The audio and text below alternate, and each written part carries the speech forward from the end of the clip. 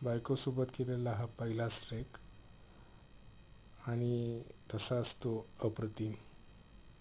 पाली मंदिरापासून जवळच असलेल्या सारसगडचा ट्रेक आणि त्यातील हा सुंदर निसर्गरम्य अनुभव.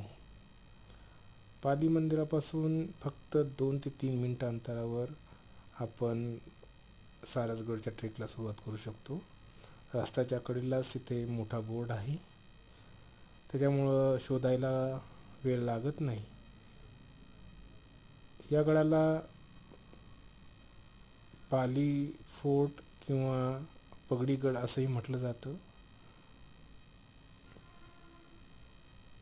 या निसर्गरम्य वातावरणातून पुढे जाताना आपल्याला पालीगडाचा पहिला बुरुज दिसतो. सुंदर असं निसर्गरम्य वातावरण.